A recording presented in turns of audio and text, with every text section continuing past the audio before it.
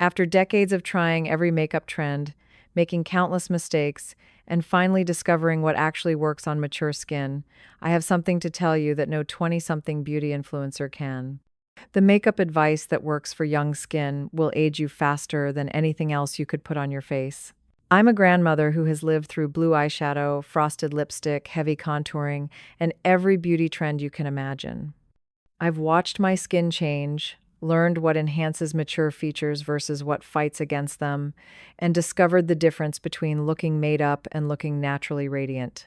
Today, I'm sharing the makeup secrets that took me years to figure out, the ones that make people ask what I've done differently because I look so refreshed and youthful. This isn't about covering up or hiding your age. It's about enhancing the beauty you have right now, working with your skin's current needs, and creating a look that makes you feel confident and vibrant every single day. I'm going to share the specific products, techniques, and mindset shifts that transformed how I approach makeup after 50.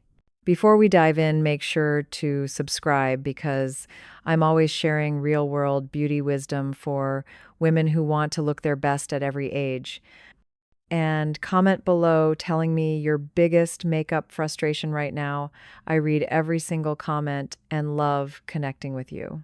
The foundation of great makeup for mature skin starts long before you open your makeup bag, and this is where most women go wrong. Your skin preparation routine will make or break every product you apply afterward. Young skin can get away with slapping on makeup over dry, unprepared skin, but mature skin requires a completely different approach. Hydration is absolutely everything. I start every makeup routine with a lightweight, absorbing moisturizer that creates the perfect canvas without leaving a greasy residue that will make my foundation slide around. Your moisturizer should feel completely absorbed within 5 minutes of application. If it's still sitting on top of your skin, it's either too heavy for your skin type or you're using too much. The game-changing step that most women skip is using a makeup primer, but not just any primer. You need one specifically formulated for mature skin that fills in fine lines, creates a smooth surface, and helps your makeup last longer without settling into creases.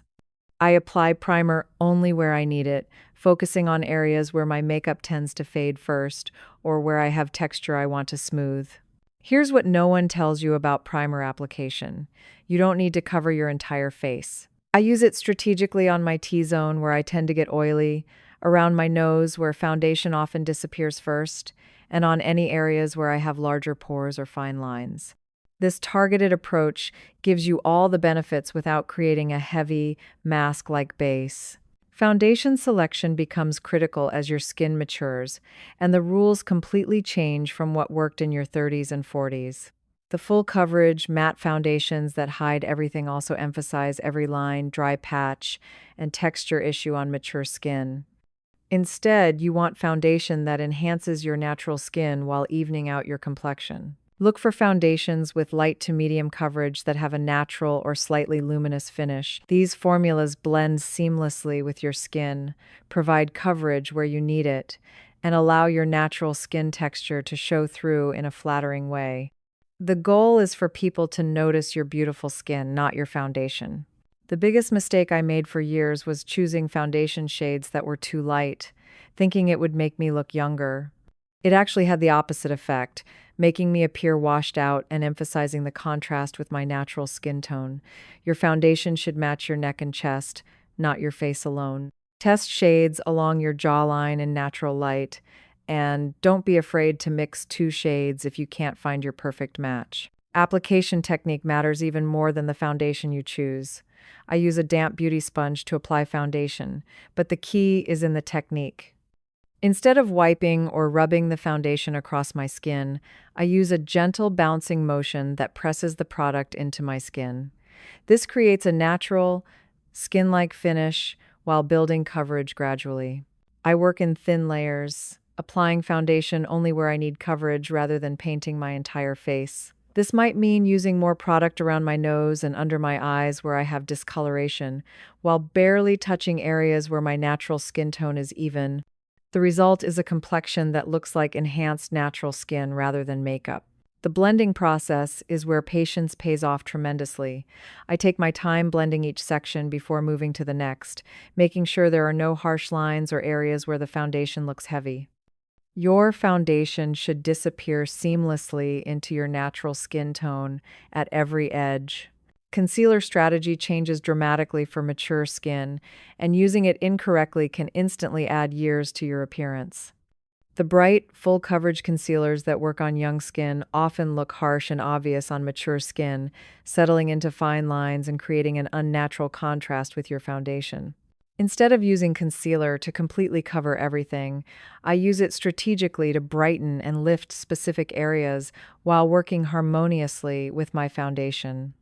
The key is choosing a concealer that's only one shade lighter than your foundation, not the dramatic 2 or 3 shades lighter that you see in tutorials designed for younger faces. I apply concealer in a triangular shape under my eyes, not just on the dark circles themselves. This technique brightens the entire under eye area and creates a lifting effect that makes my eyes look more awake and youthful. The triangle should extend from the inner corner of your eye down toward the top of your cheek, creating a brightening panel that opens up your whole eye area. The application technique is crucial for natural-looking results. I use a small, fluffy brush to gently pat the concealer into my skin rather than rubbing it in. This prevents disturbing the foundation underneath while ensuring the concealer blends seamlessly. I always set my concealer with a light dusting of translucent powder, but only where I applied the concealer, not all over my face. For blemishes or age spots, I use the tiniest amount of concealer possible, building coverage gradually rather than trying to cover everything with one heavy application. The goal is to reduce the contrast between the spot and your surrounding skin tone, not to make it completely invisible, which often looks unnatural and draws more attention. Eye makeup becomes the most transformative part of your routine when you understand how to work with mature eyes rather than against them. The techniques that worked in your younger years often emphasize the very things you want to minimize, like crepey lids or drooping corners. But when you adapt your approach, eye makeup becomes your most powerful tool for looking refreshed and youthful. The first rule I learned is that less is definitely more, but that doesn't mean boring. It means being incredibly strategic about where you place color and how you blend it. I focus on creating the illusion of lifted, brighter eyes using techniques that enhance my natural eye shape rather than trying to recreate a completely different eye look. Eyeshadow primer becomes non-negotiable as your eyelids mature. Without it, even the best eyeshadows will crease, fade, or settle into fine lines within hours. I use a tiny amount of eyeshadow primer, patted gently across my entire eyelid, from lash line to brow bone. The key is using just enough to create a smooth base without adding bulk to an area where the skin is already delicate. Color selection for mature eyes requires a completely different approach than what you see in most makeup tutorials. Bright, shimmery eyeshadows that look stunning on young, tight eyelids can emphasize texture and make mature eyes look tired or overdone. Instead, I choose matte or satin finish eyeshadows in neutral tones that complement my skin undertone. My go-to eyeshadow palette consists of shades that are all within 2 tones of my natural skin color. This might sound boring, but it creates the most sophisticated, youthful eye look possible. I use a shade slightly lighter than my skin tone to highlight my inner corners and brow bone, a shade that matches my skin tone as a base color, and a shade slightly deeper than my skin tone to add subtle definition in my crease. The blending technique I use is gentle and gradual, building color slowly rather than trying to achieve dramatic intensity. I use a fluffy brush to apply eyeshadow in thin layers, blending each layer completely before adding more. This creates a soft, natural gradient that enhances my eye shape without looking heavy or obvious. Eyeliner strategy changes completely for mature eyes, and this is where I made some of my biggest mistakes over the years. The thick, dramatic eyeliner that I wore in my younger days now makes my eyes look smaller and emphasizes any hooding or drooping. Instead, I focus on defining my eyes in a way that creates the illusion of lift and openness. I use a soft pencil eyeliner in a shade that's close to my natural lash color rather than stark black, which can look harsh against mature skin. Brown, charcoal, or dark plum often work better than black for creating definition that looks natural and flattering. I apply eyeliner as close to my lash line as possible, making the line slightly thicker at the outer corner to create a subtle lifting effect. The key technique I use is called tight lining, which means applying eyeliner to the upper waterline between your lashes rather than on top of your eyelid. This creates the appearance of thicker, fuller lashes while defining your eyes without any visible eyeliner line. It's the most natural-looking way to add definition to mature eyes. For the lower lash line, I've learned that less is always more. Instead of lining the entire lower lash line, which can make eyes look smaller and more tired, I apply a tiny amount of the same eyeshadow I used in my crease to just the outer third of my lower lash line. This creates subtle definition without closing in my eyes. Mascara application requires patience and the right technique to avoid the clumpy, spidery lashes that can look aging on mature eyes. I start by curling my lashes with an eyelash curler, holding for about 10 seconds to create a lasting curl. Then I apply mascara in thin coats, allowing each coat to dry completely before adding another. The key is to separate your lashes as you go, using the mascara wand to comb through any clumps before they dry. I focus more on length than volume, as overly thick lashes can look unnatural and heavy on mature eyes. For the lower lashes, I use just the tip of the mascara wand and a very light touch to avoid smudging or creating spider lashes. Brow maintenance and shaping becomes increasingly important as we age, but the goal shifts from dramatic, Instagram-worthy brows to natural-looking brows that frame your face beautifully. Overplucking in our younger years often means our brows have thinned naturally over time, and the techniques for creating flattering, mature brows are completely different from what you see in most tutorials. I focus on filling in sparse areas and creating a natural arch that lifts my entire eye area, rather than trying to create bold, dramatic brows that fight against my natural features. The key is working with the brow hairs you have and enhancing their natural direction and growth pattern. I use a brow pencil that matches my natural hair color exactly, not going darker for more drama. Going too dark creates harsh lines that age your face instantly. I apply the pencil in light, hair-like strokes, following the direction of my natural brow growth. The goal is to mimic individual hairs rather than drawing solid lines. The most important technique I learned is to focus most of my attention on the tail of my brow, where thinning is usually most noticeable. I extend the tail slightly beyond where my natural brows end, creating a subtle lift that opens up my entire eye area. The front of my brows near my nose usually need very little filling in, so I use the lightest touch there. I always finish my brows with a clear or tinted brow gel to set everything in place and create a polished look that lasts all day. The gel also helps blend any pencil marks so everything looks natural and seamless.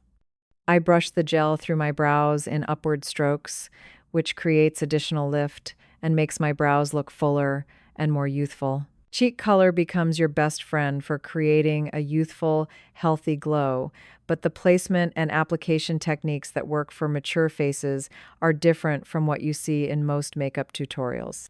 The goal is to add warmth and dimension back to your face while creating a lifting effect that counters any sagging or loss of facial volume. I choose blush colors that mimic a natural flush rather than bold, dramatic shades that can look costume-like on mature skin.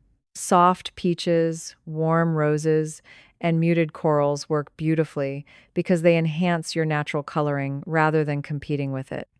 I avoid any blush with obvious shimmer or glitter, which can emphasize texture and look unnatural in daylight. The placement technique I use focuses on the apples of my cheeks, but extends the color slightly upward toward my temples. This creates a lifting effect that counters any downward pull from gravity over the years. I apply blush with a fluffy brush, building the color gradually rather than applying it heavily all at once.